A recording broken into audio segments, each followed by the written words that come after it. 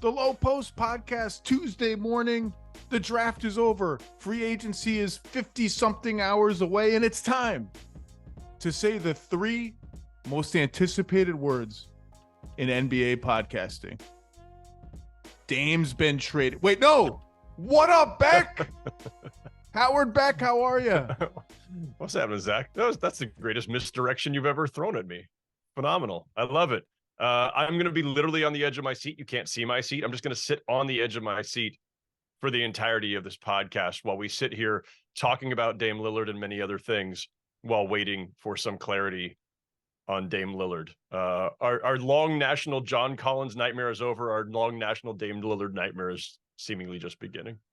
John Collins' long nightmare is over. More than any of us, John Collins, although I'm not sure Utah was going to be number one on his destination list. Atlanta was rapidly becoming bottom five. We have to start with Damian Lillard. This was supposed to be a five most intriguing offseason teams podcast, but number one is Portland. So we might as well start with Damian Lillard. I have already done the Scoot Henderson stewardship of the Blazers, thread the needle, is that even possible dialogue enough times. Let's do the update. The update was that Dame and his agent Aaron Goodwin met with Blazers brass yesterday, and Joe Cronin, the GM of the Blazers, released a statement far and wide that says the following: I met with Dame and Aaron Goodwin this afternoon. We had a great dialogue. We remain committed to building a winner around Dame. Unsaid is whether Dame remains committed to building a winner in Portland around Dame. And I don't think that's really an accident. I think if this ever got to the point where Damian Lillard wanted out of Portland and made it known internally that he wanted out of Portland explicitly, not I want out unless you do X, Y, and Z. I'm out. I'm done. Here are the teams I want to go to. I think he is such a respected leader and has so much respect for the Blazers and so much hope for the Blazers with or without him over the next 10 years, so much invested in how that organization does, that I don't think he'll ever make a public trade demand that limits their market in any way. I think even if he knows the two teams that he wants to go to, the three teams, the four teams, the one team, whatever it is, and we know Miami's number one, even if he knows that, and even if the Blazers know in the end they're going to accommodate him because he's Damian Lillard, the greatest Blazer in the history of the Blazers, unless you prefer Clyde Drexler, which frankly, open for debate. I don't really care right now. That's neither here nor there. I think they would both try to at least gin up the illusion of a wider trade market. So I don't know what happened in the meeting yesterday. I don't know what's going to happen today. I don't know what's going to happen next week. My best guess is that they're going to try to show him in the next 72 hours, 96 hours, week, 2 weeks, whatever it is.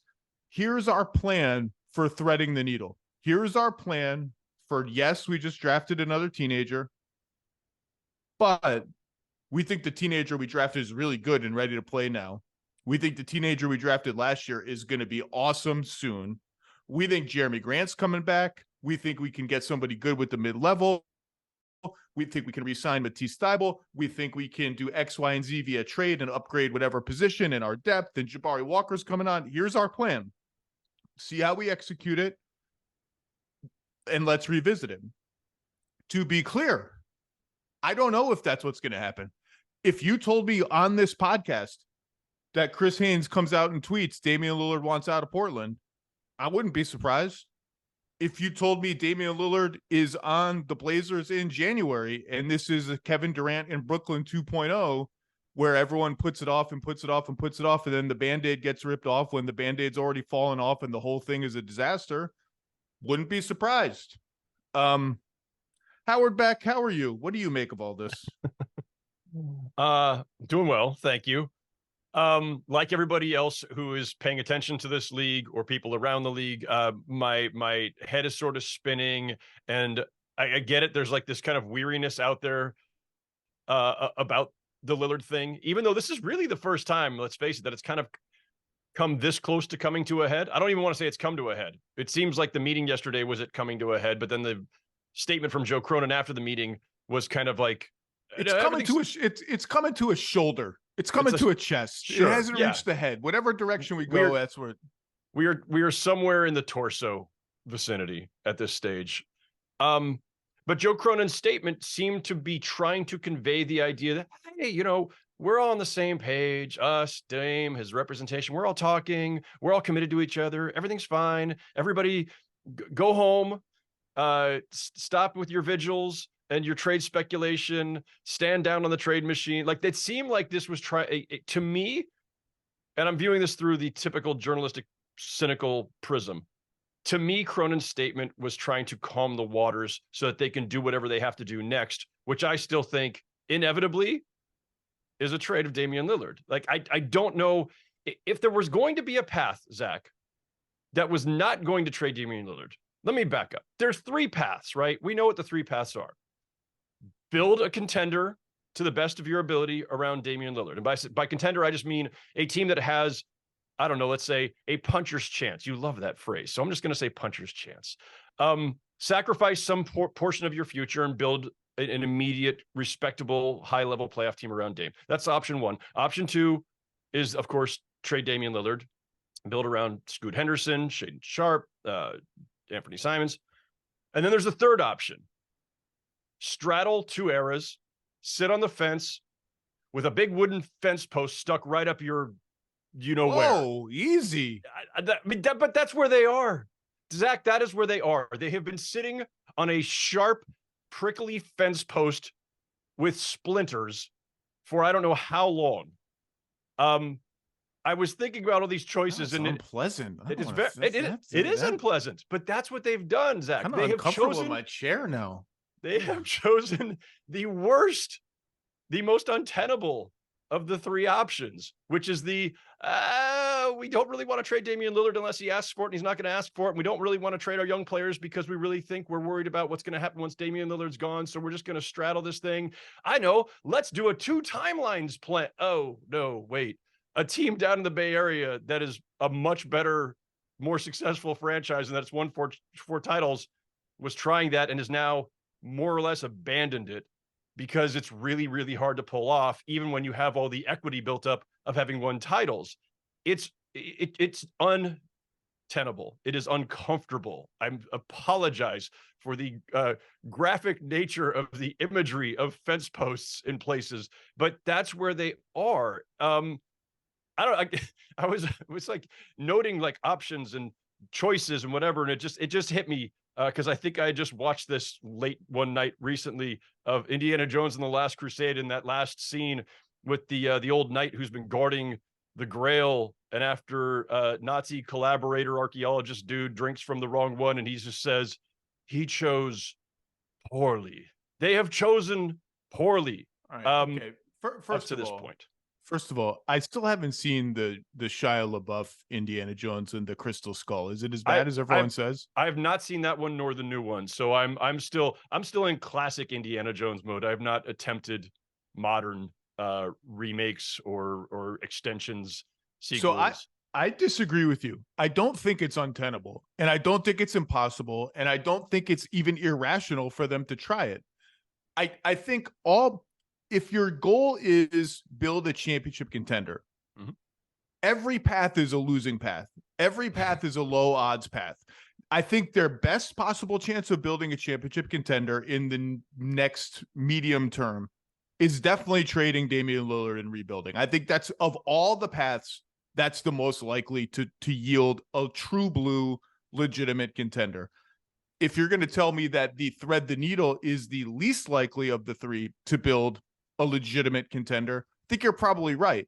That's different than saying it's impossible and untenable, because I do think, especially if they change those protections on the pick they owe the Bulls and open up a little trade flexibility, they have a pathway to being a pretty good Western Conference team. And by that, I mean, re-sign Grant, make a trade that upgrades the roster somewhere, maybe center, maybe not. You wouldn't be surprised, I don't think, in the Western Conference next year if Portland is like a pretty good 5th seed that's 2-2 in the second round against Denver because they got lucky and someone on Denver is injured, and all of a sudden it's exciting. And at that moment, everyone will say, whoa, They chose wisely. They are actually pulling this off. Now, and I think part of that is if they actually do that, and I'm not convinced they will, and I'm not convinced they even want to, but if that's what they do, I think that's partly a wager on who are we scared of in the Western Conference other than Denver? Who are we actually frightened of? Who's on a trajectory of unvarnished excellence for the next 2 or 3 years? We trust Phoenix with this new big three and nothing. Well, Ayton, I guess.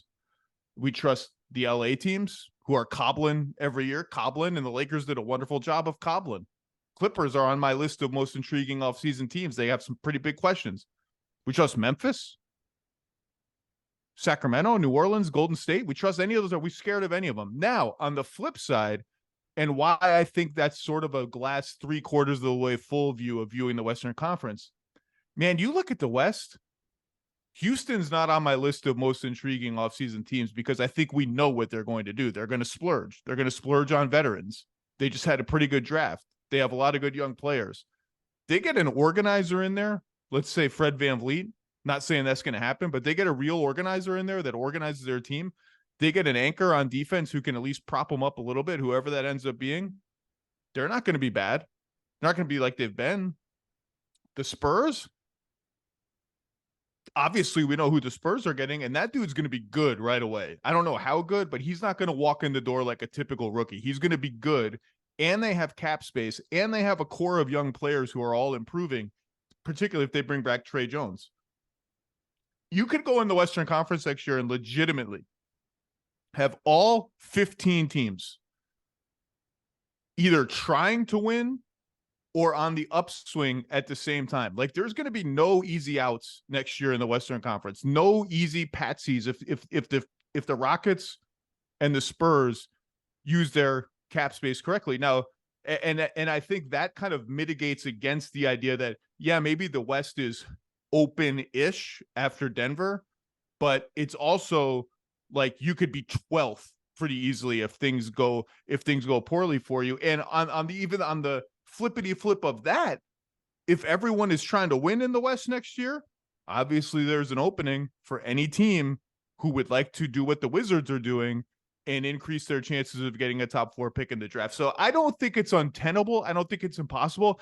I don't even think it's ridiculous for them to try it. Do you know what else I don't like about this whole discussion, Howard Beck? Fence posts. Wait, what? Oh, fence posts. No, that reminded me of the yearbook quote that people used of, like, one of my friends used this in high school. Just his whole year. You know how people in their yearbook quotes, they put initials and they try and put like philosophizing quotes about life and what really matters. They shout out to my friends. And he just put, the whole quote was, never play leapfrog with a unicorn. That was the whole quote. It's like that's a good senior quote. I like it.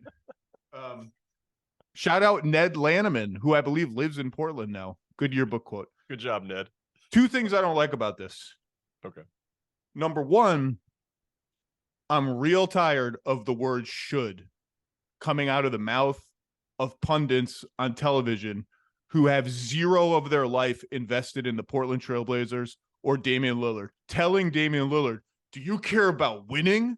Why don't you care about winning? You've got to get out of Portland. You know what? Damian Lillard can do whatever the fuck he wants because he scored 20,000 points almost in the NBA. He's had 2 playoff series winning walk-off shots. If he wants to try and win in Portland, let him try to win in Portland. Don't tell him what he should do. I don't tell you, Howard Beck, you should move out of Brooklyn. You should stop writing for GQ. Go on strike. I don't like that. And I don't like, and that this is the end, and I'll let you talk.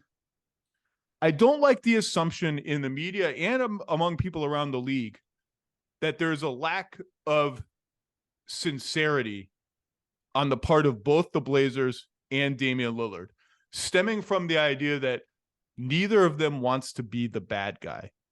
Now, I believe that neither of them wants to be the bad guy, and I believe that comes from sincere affection for the other party, not some desire to control the optics, i.e. the Blazers secretly actually want to trade Damian Lillard, but they don't want to look bad.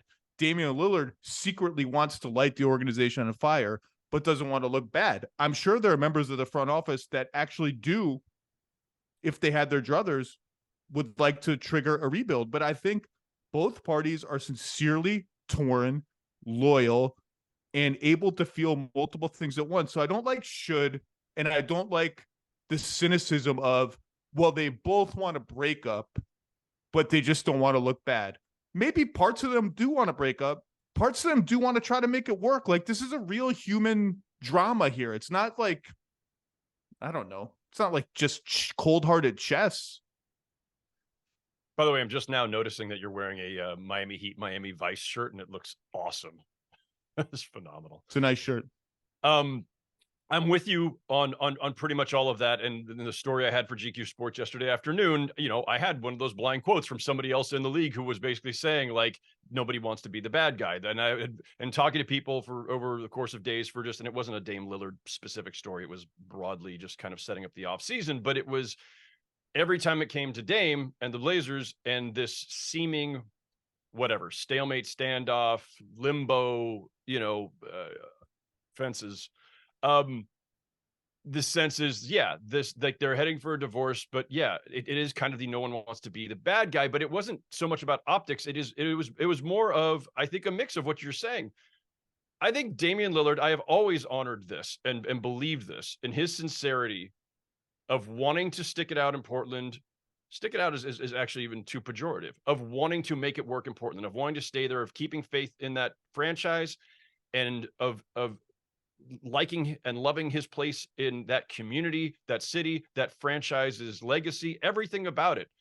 And if he decides to stay there, Zach, as much as I have said, I don't think this is tenable. If he decides he wants to stay and they make whatever moves they make, they don't make whatever, I'm fine with whatever. That's fine. It's their franchise and it's his career. It's not mine. I don't care. He doesn't care about winning. He's a loser. I saw one specific rant about that yesterday, and I almost smashed. Damian Lillard has won more big stuff in life. Yeah, it's just so dumb. Than I could do in 100 lifetimes. It's so dumb. Listen, could I make the case, which I've probably made in some form? Is the most logical path if you want to win titles? Is there a better path somewhere else right now? Yes, I believe Damian Lillard, if he decided he wants out and he gets traded somewhere else, there are teams that would give him a better, more sensible, rational path to contention. There are no guarantees of titles in this league, as we know, but other teams have a better chance to put him in position, given that he's about to turn 33 in, I think, 18 days from now. The clock is definitely ticking. And I think other teams are better positioned to give him a chance to go further in the playoffs than the Blazers are right now. That's just the cold hard facts of it. All right. But if he wants to stay, I have no problem with that. And if he wants to stay, even as some combination of, hey, listen, I want you to do everything possible to try to win at the highest level while I'm still here. But in the meantime, it would also be meaningful to me in the twilight of my career to be a mentor to Scoot Henderson, to continue to be a mentor to Anthony Simons if he's still on the roster, and Shaedon Sharpe, and like, that's fine too. And there's a lot of ways to be quote unquote successful in this league and to have a legacy in this league, and they don't all involve collecting rings.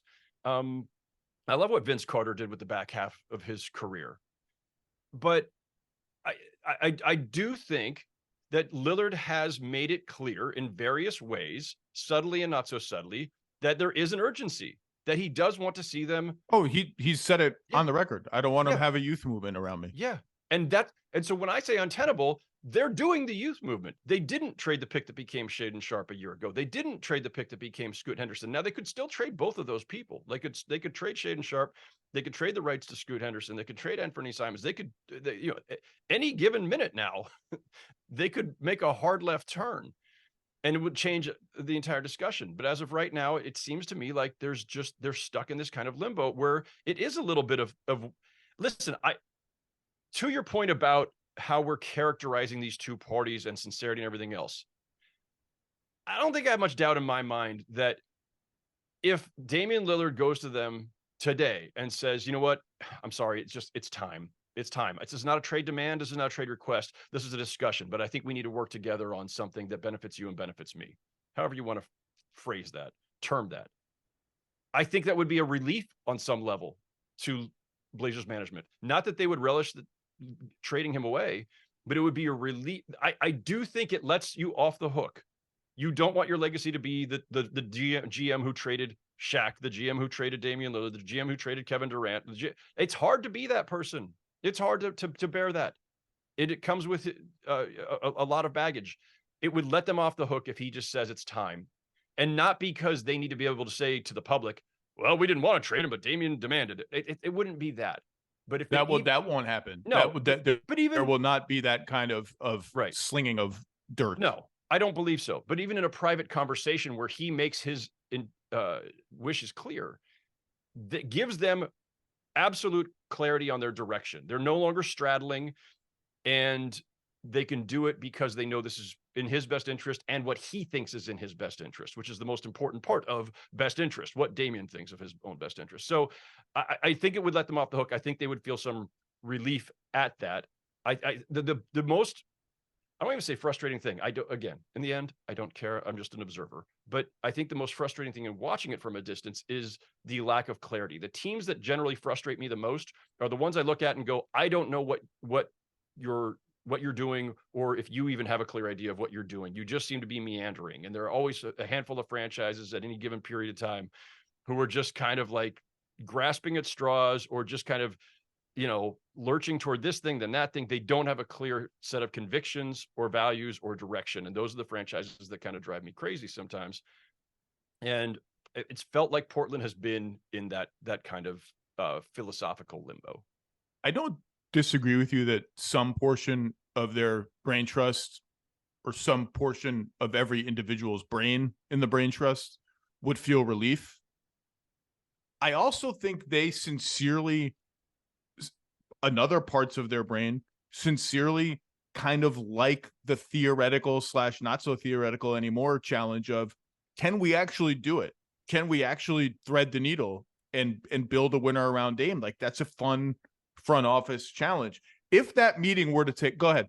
Yeah. No, can I just point out one other thing though, before I lose this thread in my own head, about the Western Conference. So even if we wrote off a couple of those teams, let's say Houston doesn't figure it out this summer and they're still kind of bad, and the Spurs kind of slow roll it around Victor Wembanyama, and they're not trying to go all in just yet, and they're still going to be kind of bad. They are going to slow roll it, and you know what? Yeah. The slow roll might be okay. They might be pretty good.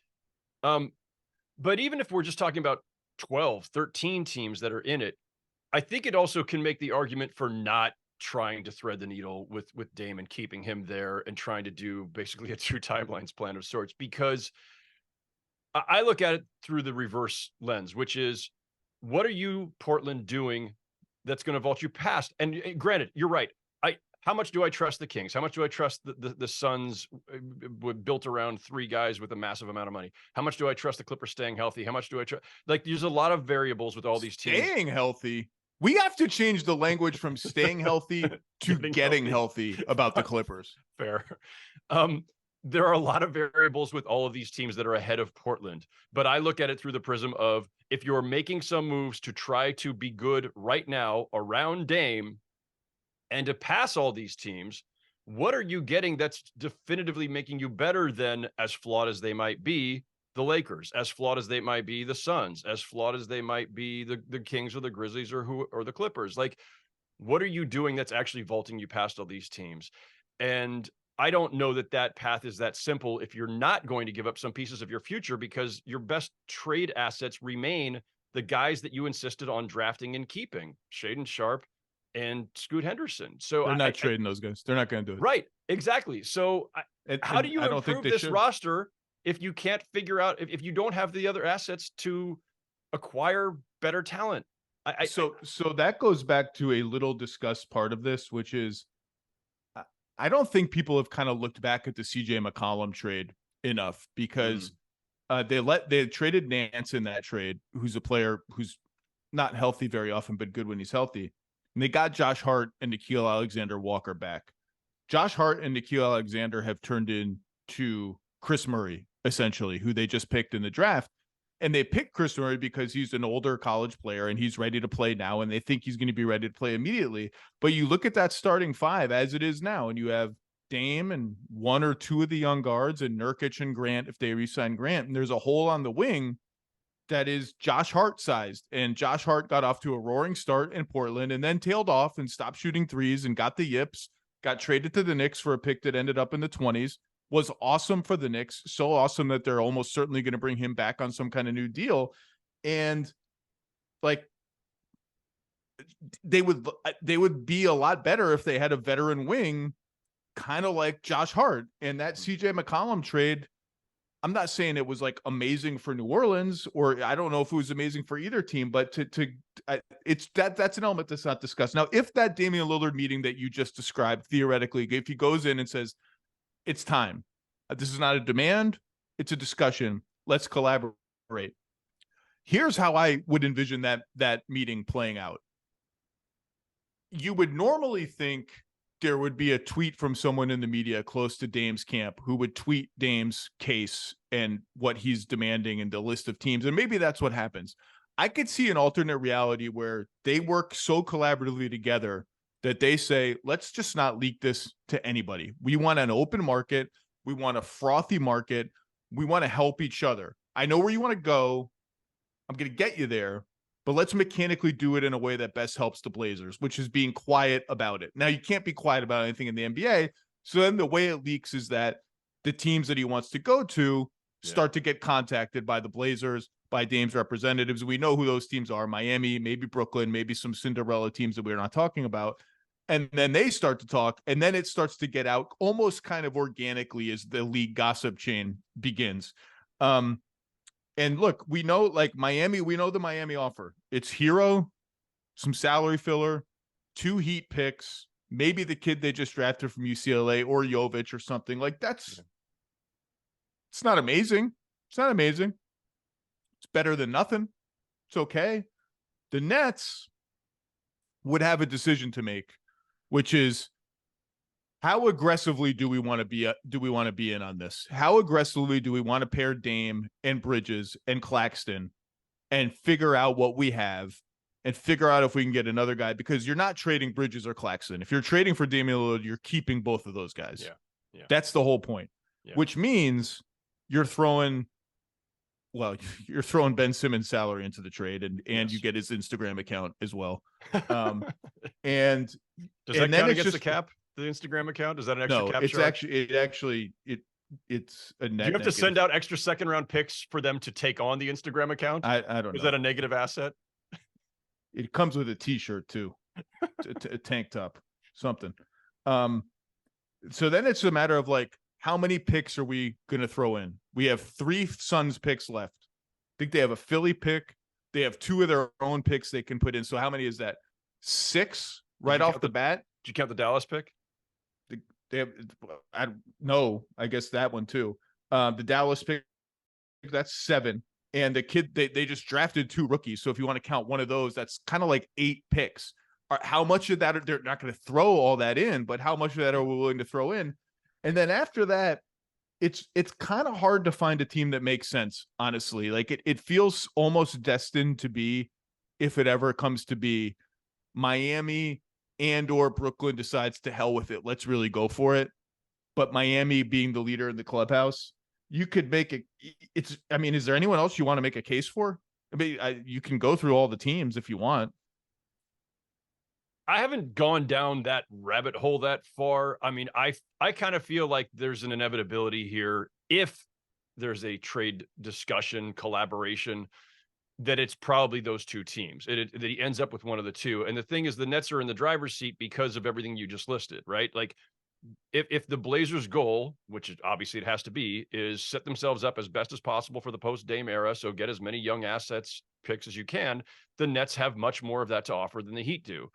How much will the Blazers factor in Damian's own preferences? If he says, look, I'm good with either, but I far prefer Miami, how much do you honor that and potentially sacrifice some of the return? Teams are not known for sacrificing much in terms of a return when you're trading a player of that caliber. The understanding is going to be, if we do this, we need to get the best possible return within reason. We're not going to get the best possible return if it means sending you somewhere you absolutely don't want to go.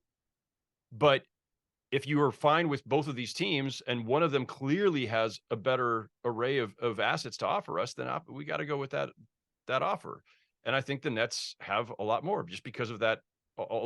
The irony of this, right? The team that had sacrificed all of its draft picks to get James Harden and now has one of the better arrays of draft assets to offer.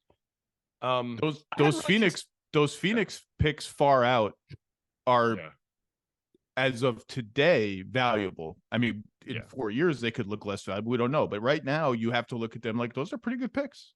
Yeah, in the same way that people looked at the Nets picks that went to Houston as like, well, it's going to crash and burn eventually, sooner than later, and those will be really good picks. That may have changed if the Nets, pull this off. So, I hadn't really, even in my own head, workshopped other teams. Did you have other places you thought about sending Dame for fabulous prizes? Not really. Just to go super fast, people have pitched Philly. I don't see it, particularly if Harden returns. I don't know if they have the pick equity. People have tried Boston. I personally don't love the Jaylen Brown, Damian Lillard swap for either team. I think Boston is paying Jaylen Brown the full boat or something close to it. And I don't think any of the other non-Jaylen Brown offers, like I saw Kevin O'Connor wrote like Brogdon plus Robert Williams plus like all the Celtics picks that they can offer, which is I think 3 or 4. I don't think that's getting it done. So I don't know. Anyway, that's the landscape as I see it. And at least one of these teams, Miami, who because of the age of their stars and what they've accomplished together, which is quite a hell of a lot, I think has to be in a holding pattern for at least the next like 96 hours or so to see if the Blazers, to see how kind of quick the timetable goes here, how long Dame actually gives the Blazers, if this is a first week of July thing, if it's I think at least Miami has to kind of just spin its wheels, and they've got an outgoing free agent in Max Strus who's got a lot of interest as well. So I think that's my best shot at where we are. Yeah, and my last thought on this is just like the curiosities I have about what that meeting really was yesterday, which we don't seem to have a whole lot of intel on so far. But I wonder how much of that meeting was, listen, maybe them actually laying it out, right? You get curious about like how this actually, the mechanics of this. Did Joe Cronin and his staff actually lay out, listen, Dame, if you stay, if you commit to us, here are the moves that we are 80% sure we can make, or here's some things that, listen, it's a tampering league. Half the league already knows what they're doing 3 days from now, right? When free agency opens and the trade, winds start blowing harder and all that stuff. Did the Blazers actually lay out, here's what we are pretty sure we're getting done. Here's who's coming in to help you. Or here are the possibilities that we think we're going to get at least 1 or 2 of these guys. Here's how we're going to leverage Jeremy Grant's free agency, or how we're getting him back, or here's how we're going to leverage, here's what we think we can get if we trade Anthony Simons, whatever it may be. I'm really curious about that, and I am at least a little suspicious about Joe Cronin's public statement, which I feel like might be just trying to kind of calm the waters while they figure out next steps, because I don't know how much you actually can know for sure on June 26th, yesterday, when that meeting happened. Let's move on. And by the way, if people are tired of talking about Damian Lillard, that's the other thing I hear. Like, oh, I'm so tired of Damian Lillard. You're tired of a guy who's unsure about what to do, and like, just don't talk about it. You don't have, no one is forcing you to talk or think about Damian Lillard. Think about the weather and the green grass and the sun outside and puppy dogs, whatever you want to think about. Like, think about that instead. I like all those things. Think about the beer that's waiting for you in your fridge and you've been waiting all day to drink it. Think about whatever you want. Okay. The assignment was pick your 5 most intriguing offseason teams. Let's just do it, because I have a feeling the trade that happened yesterday, the Hawks taking a big old dump on Utah and Utah happily absorbing the dump. I think that will come up organically. Give me your most intriguing non-Portland offseason team. You were appalled at me talking about fence posts sticking in places, and now you're talking about people taking dumps on your podcast. Yeah, it's my podcast. I can talk about whatever I want. Fair. It is interesting you talked about a fence post on the Lowe Post. How about that? If only that post were a little lower, it would be less uncomfortable. Give me a team, Beck. Sorry, I'm losing it. How about your Sacramento Kings? Zach Perfect. Lowe? They're on my list. Why are they intriguing to you, other than the fact that they opened $30 million in cap space on draft night by trading the number 24 pick and Rashawn Holmes to the Mavericks? I want to know how many people across NBA media and across NBA front offices in the landscape immediately were doing Brian Windhorst double fingers in the air at the moment. I think Brian Windhorst was doing the Brian Windhorst. I was roaming around the bowels of Barclays Center during the draft, so I did not catch any actual on-air Brian Windhorst performances, unfortunately. Yeah, I mean, look, they opened up all that cap room to get somebody. Are they chasing Grant Williams, Kyle Kuzma, Brook Lopez, Chris Middleton? I don't get the Lopez one. I don't get the Lopez one either. Somebody else threw that out to me yesterday, and I'm not sure I get that. But look, I mean, all that cap room also presumes that Harrison Barnes walks, and this is an opportunity for them to do something. By the way, I also don't get the renegotiate the Sabonis contract. Like, you've got a rare opportunity in a rapidly contracting system where the rules are going to make it very, very difficult to do anything once you are over this line, this apron, that oven mitt, all this shit. And you need to take advantage of the cap room and the flexibility when you can. Using it to just making your stars happy is important, but that doesn't feel like the best use of the opportunity. So particularly a guy who just played an entire season almost with a broken thumb, and then got stomped on in the playoffs and kept going. It didn't play particularly well in the playoffs. So what if I told you, Mr. Beck, that there was an alternative solution? Did you want to hear one? How about, does it involve acquiring OG Anunoby or somebody else with a big contract and use the cap room in creative ways? Toronto will be talked about later. So Sabonis we said about 30 million in room. That's ballpark where they are, plus or minus a bit player and a second round pick, whatever. Sabonis makes 22 next year, the last year of his contract. His max is around 40. So do the math. If you bump him all the way up to his max next year, 18 of your 30 is gone. And effectively you're like at mid-level exception level room, which is not very powerful. What if I told you that the Kings could go to Domantas Sabonis and say, how about we bump you from 22 to 30? We give you 8 more. And off of 30, using the new 140% extension rules, which are going to come into effect whenever the collective bargaining agreement gets finished by whoever is writing the goddamn thing. Off of that 30 number, we get you to your max next season and beyond. But this season, we still retain 20-something million dollars of room, 25, whatever it ends up being, 23, 22, 25, which, by the way, could be enough for us to bring back Trey Lyles because his cap hold is really, really small, and go and get a $20 million player. If we have to move a small salary, maybe we have to do that. Maybe I don't know who that $20 million player is.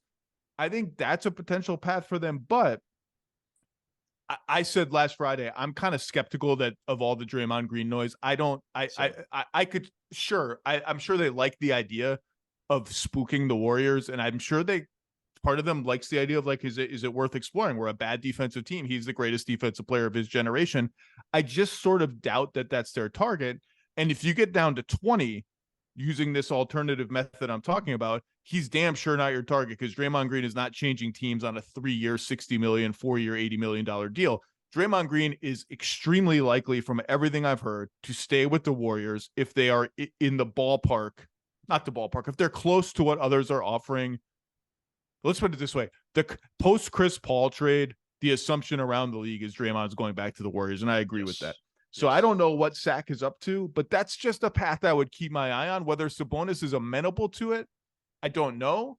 But even though you're not getting your max immediately this coming season in that scenario, you're still getting 30-ish and then a whole gigantic bonanza of money beyond your wildest dreams in the next like 4 years after that.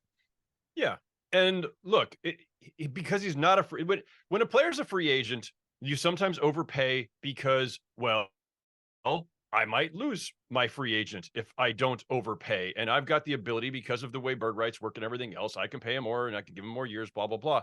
When it's a renegotiation type of situation, which is what this is, it's not the same kind of pressure.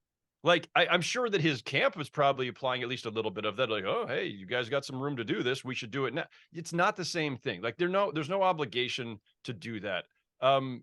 You have to take advantage. I think he's got more leverage than that. Because you don't want me to get to free agency. Agreed. We just had the only successful year we've had in like a millennia, and you traded Tyrese Halliburton for me. I think he's got some leverage. I'm not saying he has none. I'm saying it's not quite the same pressure as if he were a pending free agent, or like right now. And that's when you start doing things that you wouldn't ordinarily do. But I like your solution, which is this window to improve the roster to help him win. And especially, by the way, if you're getting a defensive-minded 4 who can take some of the pressure off of him defensively because he's not a defensive anchor. This is one of the interesting things. Like, quick side note on this. Literally 4 months ago, Sloan Conference, February, 4 months. No, March, 3 months ago, whatever. I was having this discussion with a couple people there. My continuing curiosity, and it was about the Denver Nuggets. If in this league, usually you have, a great defense is often built around a fierce rim protector of some sort. How far can a team get that is built around an offensive-minded center, Nikola Jokic? How can you construct a sound defense? Can you construct a defense that's good enough to win you a championship? We now have an answer. Yes, you can. Sabonis is often referred to as whatever. I hate the poor man's phraseology, but like, discount Jokic, whatever you want to call him. The Kings have a similar challenge right now. As long as Sabonis is their center and he's not a rim protector and he's not a defensive anchor, and you don't construct an entire defensive scheme around him, you have to find other paths. And what the Nuggets did very smartly was they got a Kentavious Caldwell-Pope and an Aaron Gordon, and they got all these other. So the Kings now have this opportunity with this cap room to figure out something along those lines. And that opportunity might not be there again for a while. You know what else would help them imitate the Denver Nuggets' path to championship glory? Trading for Nikola Jokic. Yeah, if Domantas Sabonis became the best player in the NBA instead of like a nice all-star player, right? Which is like, so if I became 8 feet tall, I'd be really good at basketball. That's what I'm saying though, is it's an even steeper climb, right? It's one thing to pull that off with, middle of the pack. Actually, it was better than middle of the pack defense. By the end of the year, they were pretty respectable defense, but I don't think they were top 10. So it's one thing for you to be able to do that with this elite, transformational, generational offensive talent in Jokic. It's another thing for the Kings to try to pull that off with Sabonis, who is not Jokic. But it is the outline of the challenge of building the sound defense without having that defensive anchor in the middle is at least similar. They have an opportunity here to shore it up, and that helps Sabonis too. So that should be factored in. Okay. Did I have any other notes on the Kings? I think that was pretty much it. Oh, the other thing, my other thought was just simply this. Like, it was great. Light the beam, celebratory season, breakthrough season. They deserved every ounce of joy and excitement that they got out of it. But these things don't necessarily, we sometimes think, well, you've arrived, you just keep going. It doesn't work that way, because the whole league is working furiously to try to improve themselves too. There's scenarios here where when you look across the West, and the Suns should be better, much better than they were last year, and they were better than their record by the time the playoffs arrived. We had talked about that before. The Lakers were better than their record by the time the playoffs arrived. They made the conference finals. The Warriors were better than their record suggested, and the Clippers might someday get healthy. All of these teams, in their best case scenarios, could leapfrog the Kings. And so the Kings could stand, if the Kings just stay in place and just count on, and I don't think they are, but if they were just counting on the idea that we're just going to keep improving, we're just, we broke through and we're here to stay, it won't work that way. They could easily sink a few spots in the standings because of what's going on around them. And so they do have to be aggressive right now. Good news for Kings fans, their front office will not operate that way. And I agree, everything I said about the West vis-a-vis the Blazers, the volatility of it, the opportunism at the top, and the stacked nature of the middle and the bottom applies also to the Kings, even though they're in a better position than the Blazers. Give me another team on your list. Oh, we already. I mean, I feel like we've already touched on this team, so we might as well just finish off the conversation on the Brooklyn Nets. I've been fascinated by them ever since they made the 2 trades because I think they did much better than anybody could have anticipated when they're gun to the head having to trade 2 stars in the middle of the season within hours of each other, a couple days of each other. I'm fascinated. Damian Lillard aside, let's say that Damian Lillard stays with Portland. I just am curious how the Nets handle this moment. So you don't have your own picks. There's no incentive to tank. Got it. Okay. You have Mikal Bridges, who was playing at an outstanding level after he arrived. How much of that is sustainable? And is he a guy you could build around, or is he more of a 1B to a yet to be identified 1A? I assume they're going to go all out to re-sign Cam Johnson. They've got Nick Claxton. Is that your new core? Those 3 guys. Are you, and if you're not trading for Dame, either because he's not being traded or you couldn't get him, are you slow rolling this one? Are you just looking to be opportunistic, or do you feel like in the wake of the kind of humiliation of this last few years of all that they went through and all the drama and all the angst of the Durant-Kyrie era and just the inability to cash in on any of that? And by the way, I just want to note it one more. I'm just going to note it every time I ever say this.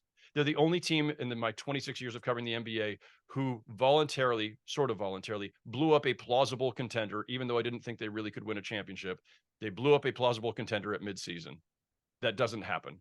So are they feeling the pressure to be very, very good immediately and acting on that and using a lot of these draft assets and players? They've got all these 3-and-D wings. They've got a lot of interesting stuff. I'm just really curious to see philosophically where they land. Is this a time to immediately try to kickstart a new era?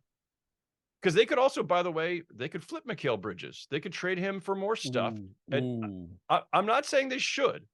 I'm just saying they have every possible road available here because of all those picks they acquired and because they have a bunch of interesting players. And they're not good enough if they just rolled it back. Like they only made the playoffs because of the cushion that Kevin Durant and Kyrie Irving left them with. So I don't think again, you're not standing pat, but I am curious which of the various paths they take, especially if Dame is not available to them. Yeah, I don't think they trade Bridges for picks and go further to the bottom. There is a certain poetry in the best case scenario for the Stan Pat Nets of the next season is to kind of be the feel good, plucky, superstarless team that they were before they upended their previous version of that team to build. And this is a higher end version of that. The cluster that they built and exploded. Yeah. I think there are just certain guys where if they become available, you try to get them. And maybe Dame is one. They have to decide if that's the case. If Philly ever went sideways, and it doesn't look like they are going to go sideways in the near term, Embiid is one of those guys. Would Karl Anthony Towns be one of those guys for them if the Wolves decide, having paid $500 million to 3 centers, now that Naz Reid is there on a great contract? I like the Naz Reid deal for them. I like it for the organization. I love it for Naz Reid. He's a really good player. That's what really good third big men make. If that's the pivot they end up making, is that one of the guys you go out for? I actually don't know if the Nets would do that.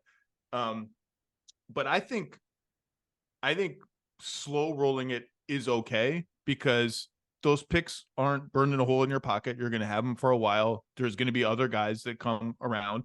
I think Brooklyn is a place that players are going to, it's not LA, but I think it's become a place where people realize, oh, I can live in the city. That's kind of cool. Like the practice facilities right there. Like, I think it's a real place. I do think they're going to need to save some money because Cam Johnson's going to have suitors and he's going to cost a lot and they're going to want to keep him.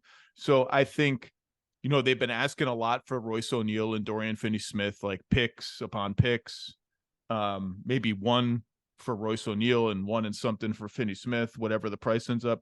I could see that demand coming down and like a cost-cutting move happening, even a small one. Like I like the Royce O'Neal over Jetty Osman is a trade that I think makes a lot of sense for both teams, with probably Cleveland giving a few seconds if they have any left. I think they do, for an upgrade at the wing. But that's the Nets. Give me your next team.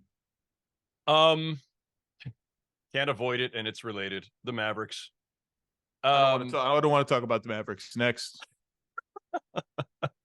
I don't. Why are they interesting? Sell me on why they're interesting. I mean, they have Kyrie. They're probably going to bring him back. They had a great draft night, I thought, and picked up some guys who fit. They clearly are going to look around for more upgrades in the Luka time. The clock is ticking. Why else? They're interesting because the Luka clock is ticking, and because they made an all-in trade for Kyrie, and now they got to keep him. And I don't see where their other paths are to immediate improvement. They are under the gun. The clock is ticking. You never know when the next Kyrie landmine is going to be detonated. But they have no choice but to keep him. Not that he has much of a market, or if any, anyway. But Luka's one of the best players in the league, Zach. That's enough for them to be interesting. Luka's one of the best players in the league, and there's at least should be some concern that his patience could run out. I don't see how you get around that. Why wouldn't he be worried about where they are right now? I have Mavericks. I have Mavericks fatigue next. That's fair. You just lectured all the people who had Dame speculation fatigue on the basis that Dame is a really important player. I just like I don't. It's fine. I don't have an appetite for it right now. Give me your next team. I got you. That's totally fair. The only other one I had on my list, because the Blazers were on the list initially from the original assignment before I realized we were going to end up going so deep on Dame today. The Phoenix Suns. Okay. So I listened to your pod, and maybe it's been a couple of them that you've discussed the Beal deal since it happened. And I think you're more bullish, Sunish. If you're not the Bulls, do you have to have a different stand-in for that? You are brighter on the Suns' future. This is awful. I'm sorry. Really bad. Really, I apologize. Just awful. I'm telling you, man. I've been punchy from the beginning. It all went sideways after the fence post. They don't have draft picks forever and ever and ever. They may never have draft picks again. They're now, once this all goes away, we're going to have to label them as the most hopeless team in the NBA, the way that the Nets once were after the Pierce Garnett thing crashed and they had no picks and no talent and no cap room. Boy, that is not even glass half empty. You just threw the glass on the floor and smashed it to pieces. Can you let them try to win for a couple of years first? I'm just saying eventually. I'm just saying, listen, we've seen this play before, and I don't mean just the Nets. We've seen teams like kind of rashly go all in on questionably fitting stars who are paid a bazillion dollars. I just, of all the times to go this route, this model, this seems like the worst possible time to do it, given what's coming in this CBA and all the restrictions and how difficult it would be. And I didn't, this because we talked, I think, after the Durant acquisition sometime earlier in the season, where I said, like, I'm not sold. I kept saying, I don't think they're the favorite immediately. They're a favorite, because I was concerned about, all right, how do they rebuild their bench and their defense and everything else? And they picked up some guys off the buyout market and everything else. But then the playoffs came and that supporting cast looked terrible. They've traded Chris Paul, but they have not traded Ayton. I kept waiting to see, are they going to cash out Ayton for multiple pieces to help replenish some of the depth? Easier said than done. Doesn't look like they're going that route. Looks like they're keeping Ayton, at least for now. How do you pull this out? Like, I'm fascinated by this because of the lack of levers to pull and tools to use to build a sound team around Durant, Booker, and Beal. And when you factor in the volatility, meaning the health of at least two of those guys, I'm fascinated to see how they do this. On top of all that, I don't want to go too far with this, but it feels to me like there's a fairly muddled front office decision making, lots of cooks in the kitchen situation going on there.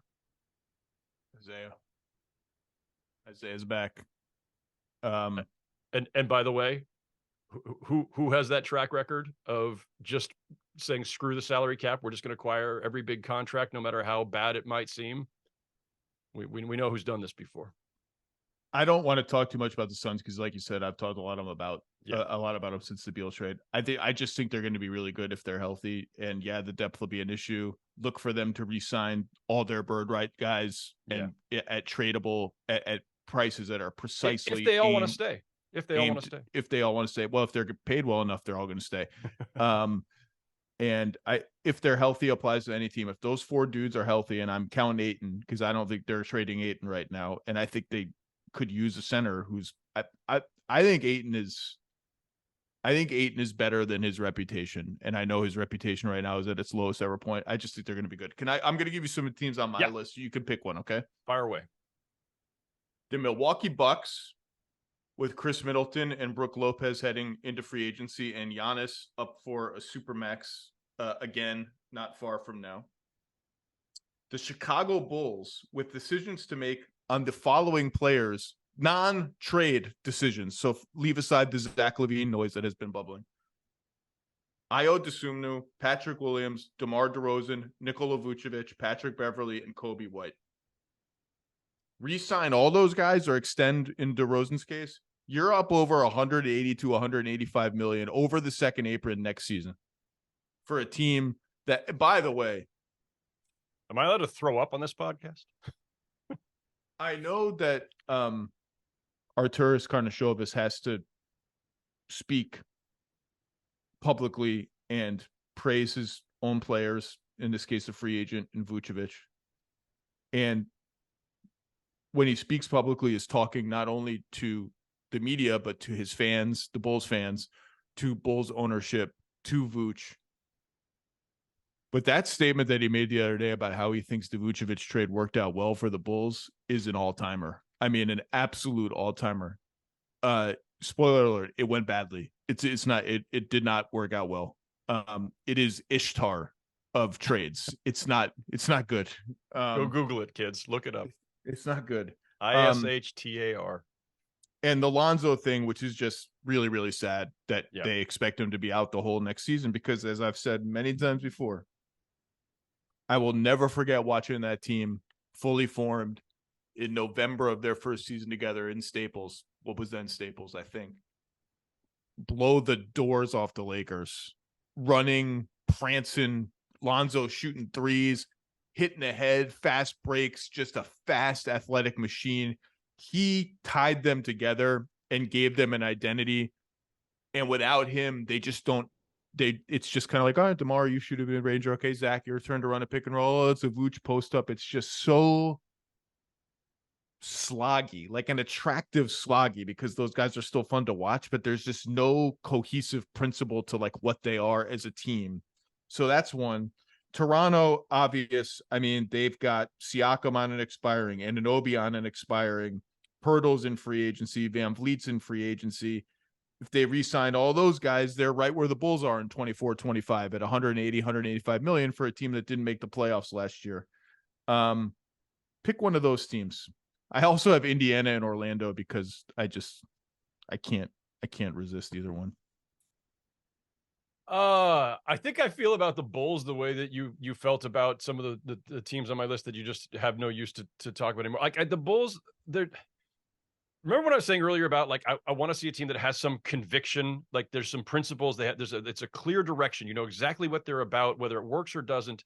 The problem with the Bulls is that exactly what they were about was let's be the 8th seed, and they haven't even managed to do that in a lot of these years since the Vooch trade. I never liked this all in to be in the middle thing. And that was the thing. They pursued a plan that had a hard ceiling on it. And we can say, well, if Lonzo had only stayed healthy and if Caruso that one season had stayed healthy, fine, sure. There's certainly a better version of this if Lonzo's around, but not by a lot, I don't think. I mean, it was never going to put them up in Boston, Milwaukee, Philly territory, or necessarily this season, even in Cleveland and New York territory. Like it just felt very uncreative, uninspired. It was a lurch to the middle. It was a plan designed with the only conviction being we need to be relevant again, and we're locking into a bunch of players who are going to get us to be just good enough to be okay. I just. And it doesn't, and to your point about if they're resigning everybody, now they're paying $1 bazillion just to be stuck in that same place. Cause I don't see where the upside is here. At least with Toronto, you still have the upside of Scotty Barnes, and you still have, maybe the Anunoby leap is still coming. And you have all these other Don't laugh at me and my hope for the Anunoby leap. I just, I may or may not have been referencing you. No, but you've mentioned this, and I do think like that's when you have a team with young talent and you're locking in. Okay, at least you have the belief and hope that your young guys have another level to get to. There is no new level for Zach LaVine or DeMar DeRozan or a re-signed Nikola Vucevic at this point. There just isn't. Is there a modern Ishtar? Is it Gigli? What was the name of the I think J-Lo? Gigli. Yeah, that was the Ben Affleck movie. Yeah. Even that's already like 20 years ago now. Ishtar's like 40 or something. So like, well, now I don't go to the movies anymore, so I don't know. And then the pandemic disrupted movies. Is there like a historic bust of a movie in the last 10 years? There must be. There must be. What the guy who played Tim Riggins, Taylor Kitsch, I think his name is, who I absolutely love Tim Riggins. We just started watching this about 2 weeks ago. You're in for a treat. You're in for a treat. Yeah, it's much more soap opera-ish than I thought it would be. I hope you're not using that as a dirty word. And if you disparage either Kyle Chandler or Connie Britton on this podcast, I love Connie Britton. I will not disparage. Hashtag banned from this podcast. I wouldn't dream of it. Coach and Tammy Taylor. I bet you call him coach. I bet if you saw Kyle Chandler in real life, you would call him coach. Maybe I would. I don't know. If I saw anyone if I saw Matt Saracen walking down the street, I would be starstruck by Zach Gilford. I think his name is. Awesome. Minka Kelly, the whole cast. Anyway, how the hell did we talk about this? Oh, he had a movie. He was going to be the next big thing. And he had like a superhero movie that busted out. Look, I feel the Bulls, I'm sure, I've heard they're hoping to get Vucevic back at a deal that won't make their fans vomit. Like 3 for 55, 3 for 60, 3 for 65. You cannot double down on Vuce, DeRozan, LaVine. No. And put yourself in jail with this team going forward. Similarly, another team on my list that I will not belabor, I just keep saying this, the biggest subplot in the NBA that not enough people are talking about is Paul George and Kawhi Leonard with the Clippers being extension eligible. In Kawhi's case in July, I think in Paul George's case in September, because I just don't think, based on what I've heard, that if those guys walk in the door and ask for 4-year max extensions, I don't think the Clippers are just giving them to them. I don't think so. And I think there may be maybe on one or both. I mean, Kawhi is a black box. I have no idea what's going on with Kawhi. Maybe in some quarters there would be a willingness to recognize the reality that we don't play enough for this, and there is negotiating wiggle room. But sometimes with stars there isn't. Sometimes with stars you offend them by daring to negotiate, and if that's the case, then there's another wild card in the market as soon as next week, because if you know, like, this is not an unknown to the powers that be in Los Angeles or with those representing those players. This is not an unknown playing field. So that's another one where they're a level above the Bulls, obviously, but I just don't think you can lock in 8 combined years to those guys. I definitely would not lock in to those two guys. And it is interesting to think about like what kind of pressure their camps will put on the Clippers, because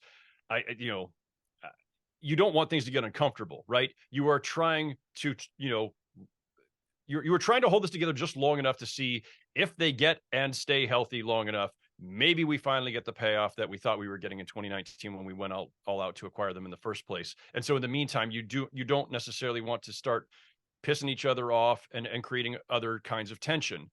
I think the tension's already there though on some level. I every time I've talked to people around the league about the Clippers, the one consistent thing is the frustration level that has just been boiling over the last couple of years, whether it's the coaches, coaching staff, and their all you need to do is watch Ty Lue's press conferences after games.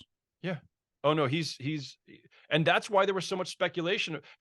How often has there been speculation about a coach who was not a free agent about all these other teams that might get it's for a reason, because Ty Lue has made it very clear, publicly and privately, this is not this is driving him crazy. I think the whole organization's kind of good, like at that point right now. And so I rode the aggregation roller coaster recently, Zach. It was not a pleasant experience. Heading into the draft, I was pretty confident in the idea that Paul George was available, and that's not breaking news. I had said that a few weeks ago on a Locked On Clippers podcast, and other people have been writing and tweeting about Paul George for the last couple of weeks. This is not exclusive information, but I had mentioned something about it, I think, on like a podcast I did on like Friday morning. So this is now after the draft. That afternoon, I had a new round of conversations with people around the league who were telling me at that point, because I was working on this new story for GQ, and I got the sense that no, they're at this point, they're now kind of deciding they're just gonna roll it back. They're gonna see how it goes. They're not, yes, they thought about a Paul George for I think that was a Paul George for Scoot pick, right? It was going to be something along those lines. Paul George, which I kept saying Portland would never do. Portland's not doing that. But there was at least on the Clippers side some discussion of that kind of maneuver, right? By Friday morning, I was as I'm making this round of calls, I'm hearing, yeah, no, they're probably not going that direction now. Okay. By Saturday, one of the aggregators had clipped just the one quote I had on whichever podcast I had done on Friday morning before I'd had those calls, saying Howard Beck says Paul George is on the market, he's very available, blah blah blah blah. So by the time that the aggregators throw that out there on Saturday, I already have new information that's negating that. It's just such a weird time that we're in, Zach, where like part of this is us, right? We are putting out the information and the speculation, the scuttlebutt as soon as we hear it often, and by the time the aggregation machine goes to work, that stuff could be out of date. So anyway, all that said, having heard both ends of this within the last few weeks, Paul George is available, Paul George is no longer available. To your point, I think like I'd be shocked if they were like firmly deciding we are not moving either of these guys. If an opportunity arises as the offseason unfolds, starting Friday with free agency opening, it will not surprise me in the least if they decided to move off of one of those guys. It would surprise me a little bit, just because I don't know if Paul George was available. I really don't. My reporting is muddled on that, to say the least. Because there's available in theory and actually available, and there's a big difference between the two, and I don't know where that landed, if at all. I also just I don't know how any team trades a boatload of real stuff for Kawhi Leonard. Like, I just don't know. Paul George has a bunch of kind of random unconnected injuries, a shoulder here, whatever. The Kawhi stuff just seems to be building up of lower body injuries that never stop. I'd be afraid. And I just don't know. And he is so unknowable in terms of how and when he plays. And I don't know how they trade him. Can we talk about Toronto for a sec? Yeah. So I mentioned VanVleet. He's obviously an unrestricted free agent. I love the idea of him going to Utah. Utah, depending on what happens with Jordan Clarkson and Taylor Horton-Tucker, who have player options, could have a lot of cap space. And I like the idea of an organizer going there. I don't think there's a huge amount of interest in Fred VanVleet from Utah, and that hasn't really been rumored. I haven't got the sense that that's going to be a thing, but I like that idea because I think the Jazz could be. I like the John Collins trade for the Jazz. It's just as a pure talent play. The contract doesn't intimidate me. I know they have two big guys in Lauri Markkanen and Walker Kessler. Fine, you figure that out. It's a talent play. It's nice. It's free money. If Fred VanVleet leaves, I don't know what Toronto's solution is for how are we running a functional NBA offense, which, by the way, we kind of barely do anyway, despite the fact that we have all these big name guys. Is Scotty Barnes really ready to be a full-time point forward? Is Pascal Siakam just going to dribble into post-ups 100 times a game and figure it out from there, which he's fine at that. It's not really a functional NBA offense. That's a wild card to me. And I don't know about you. The Jakob Poeltl stuff is very strange to me. There's so much buzz around the league right now that, is Toronto not actually re-signing Poeltl? Is he gettable for someone even mentioned wouldn't it be funny if the Spurs signed Poeltl in free agency, so we traded for a Raptors pick and got the guy back? As of right now, June 27th, I expect Jakob Poeltl to go back to Toronto. I think this is noise. I don't know exactly why the noise is happening. I would be a little surprised if he doesn't go back to Toronto, but there is just, I know everyone is tired of talking about the Raptors, but the calendar alone, the timetable of these contracts alone introduces so much volatility here because Siakam, this is the last year of his contract. If he stays in Toronto and makes an all-NBA team, he could be eligible for the Supermax again. He barely missed this year. As it is, he's eligible for a mammoth extension that if they offered it to him, I think he would sign it. OG Anunoby has a player option for 24-25. He's turning that down. He's not going to take that. We all know that. So he's an expiring contract. They're just like Gary Trent just picked up his option. I think there's an extension coming on the back of that. There's just so much volatility here. I don't know what direction they want to go to. To me, the guy that I keep coming back to is Siakam because the number on his salary is just going to be so huge that if you don't think he's that guy, and if you don't think in the next 2 to 3 years we're going to be going to a place as a team that justifies that outlay of money, and if we don't bring back Fred VanVleet, it's hard to see how we get there. It just feels too, this is not reporting. This is just logic, common sense. It just feels logical that would be the card to see what you can get something for. And I know there's been a lot of Atlanta noise with Siakam. I think there's some legitimacy to that, but putting Trae Young plus DeJounte Murray plus Pascal Siakam, like that's 3 dudes that are going to be making like beyond the salary cap when you combine them all on their next deal. So I don't know. There's just a lot of volatility with Toronto, and they have a new coach. Why isn't Orlando a Fred VanVleet team? You know, they could be, and Orlando is on my list because I cannot resist the Orlando Magic ever. If by the way, did little notice that the cap and the tax bumped up by like a non-trivial amount for next season. If they keep Isaac and they keep Fultz, but they waive Gary Harris, who has nothing guaranteed, they could have $30 million in cap room. And you look at them, and they're like, well, Fultz is actually pretty good. Wagner's awesome. Banchero's awesome. Carter's good. I guess they could use another starting level guard, right? I may be forgetting someone. I mean, they just drafted Jet Howard and Anthony Black, so maybe one of those is a solution, although we'll see. Are they Jalen Suggs? I forgot about Jalen Suggs. They have Jalen Suggs, so it's not like they're dying at any position, right? I do think they're going to spend their money. I do think they saw themselves as a 500 team last year that would like to get in the playoffs, like in the back end of the playoffs or the play-in. I don't know what their target will be because if it's not a point guard, this free agency class is not awesome, which is why I keep coming back to one random name. Are you ready for what it is? Can't wait. The amount of Max Strus buzz right now is ridiculous and indicative of how weak this free agency class is. And no disrespect to Max Strus, who's really good and is an ace shooter who moves his feet well on defense and is tough as hell. # heat culture. So undrafted. All the teams, Max Strus is getting the mid-level exception. There are, I think, a few teams at the very least who would give Max Strus the big mid-level exception. Cleveland is a team that stands out to me as like an obvious need for a wing shooter. All of those teams are looking around and they're scared that someone with cap room is going to trump that offer. It's going to beat them just by $1 million or $2 million a year. That's all it takes. I don't know who that team is.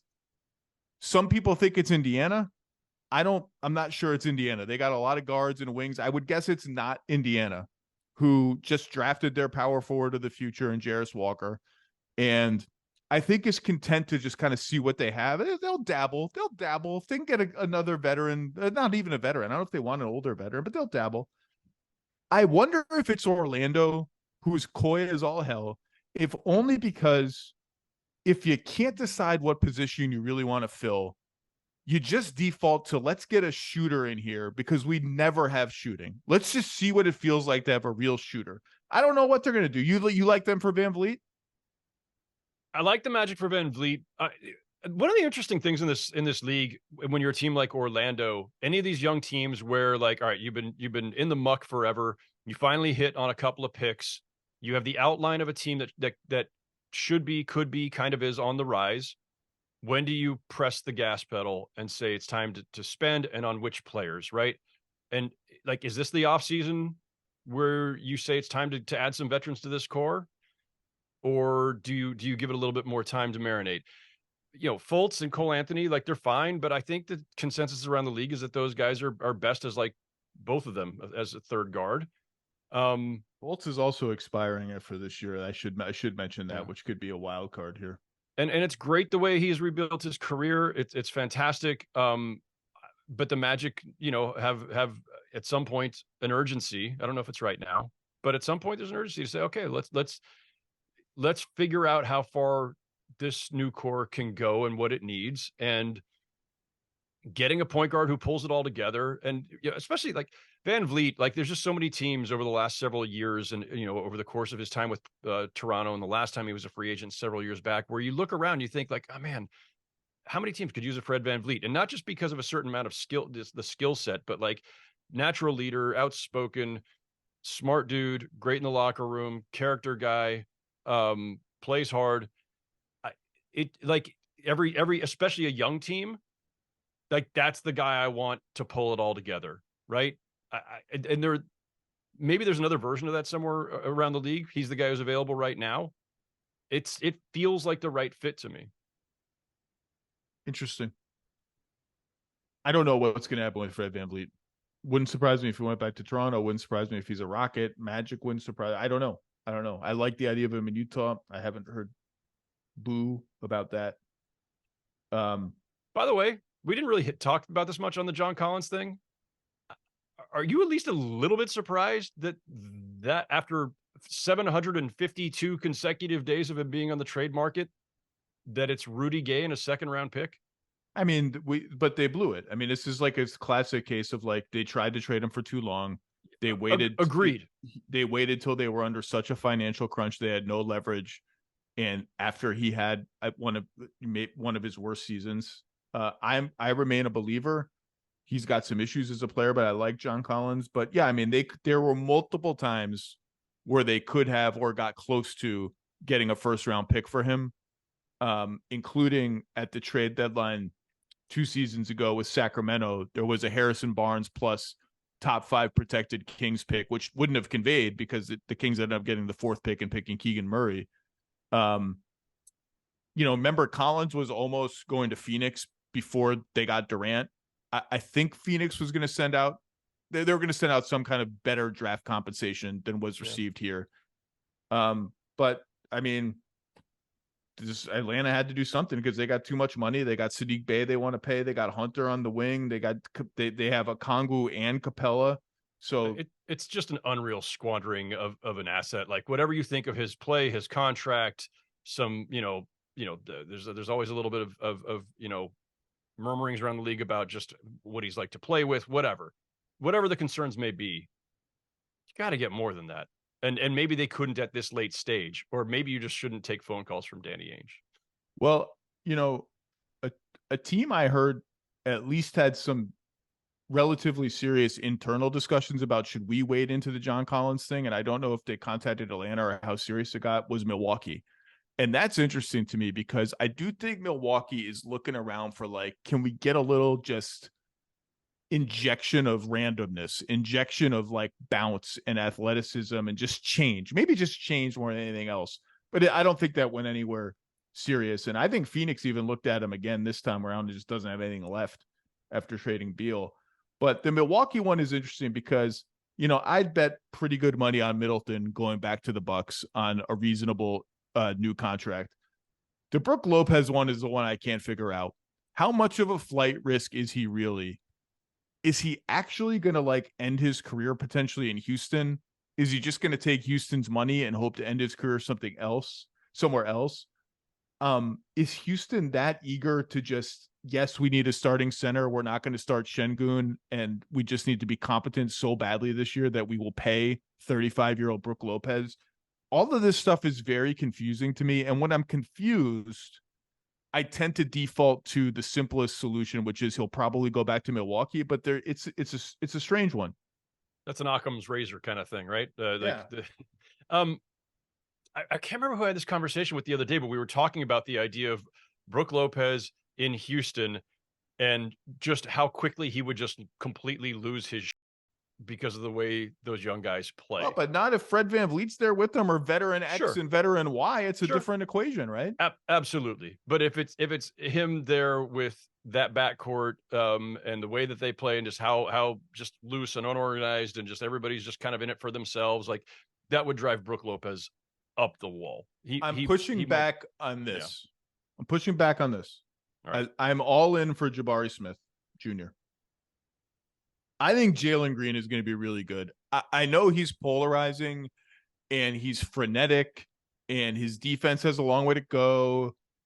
I just think he's about the right stuff. And I think he's going to be really, really good. I'm higher on Houston's young core, even excluding the Whitmore and Amin Thompson, than most people are. But yes, youth is frenetic. Brook Lopez is the opposite of frenetic. And so it would be an odd match of Brook Lopez being like, I'm dropping back in a pick and roll. I got everything covered. Like, all you got to do is do this and you do that. Wait, you guys don't understand this? Like, but Ime Udoka will introduce, I don't know. He'll introduce some discipline. I don't, whatever.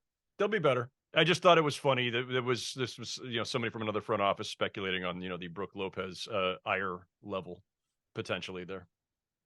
Anything else you wanted to hit on any of this?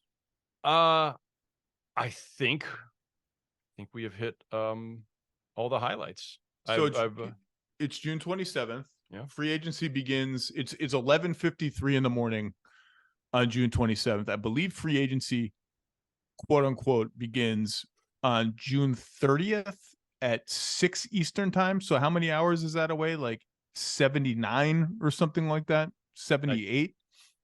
Whatever. It's too much math for me. Sounds about right. It's close.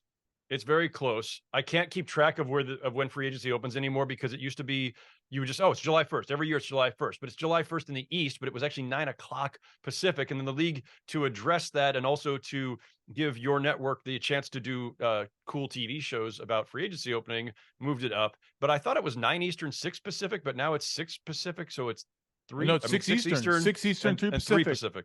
Yeah, that's really early. You know what that is? Civilized. All of these, like, we're going out to dinner with our free agency target at 1 a.m. is like, what are we doing? I don't have to chase the news in the roles I've played for various outlets over the last 10 years, frankly. But when I was at the New York Times and July 1st would hit, and it was still the old, when the clock turns to July at midnight Eastern. And so you would be up and you've got the phone and the computer and everything, and you've got editors who are like, well, we might be able to make this edition at 1 a.m. if Dwight Howard decides, or whatever it may be. You sound like you're talking about the 1920s right now. You realize that, right? Like your desk phone rings. Hey, I got a big scoop. Got a big A1 scoop. Carmelo Anthony got a big A1 scoop here. And then I threw my fedora against the wall and I pulled out a flask of whiskey from my bottom drawer as I chomped on a cigar. Carlos Boozer. Put it on the front page. Carlos Boozer. Leaving the Cavs. It's tremendous. All right. Well, we got some time. Howard Beck, where should we look for your stuff in the coming weeks? Please brief us. Still GQ Sports, GQ.com. Still across the Locked On Podcast Network. But I think this is the first time I'll be saying this out loud on a podcast. All right, well, hold on. I got an A1 scoop on Howard Beck. It is possible I may have my own podcast sometime soon, somewhere. Stay tuned. Follow me at it. I can't run that story. That's not a story. Put it on the top of the business section instead of the top of the front. We're getting close to something, but it's too soon to say. Well, that's great news. We all love your content. You're a valuable voice across the NBA ecosystem. I will see you in Las Vegas, and beverages will be had. Regrettable takes will be made, and and headaches will be suffered the next morning. Howard Beck, everybody. I'm scouring tiki bars as we speak. Thanks for having me, Zach.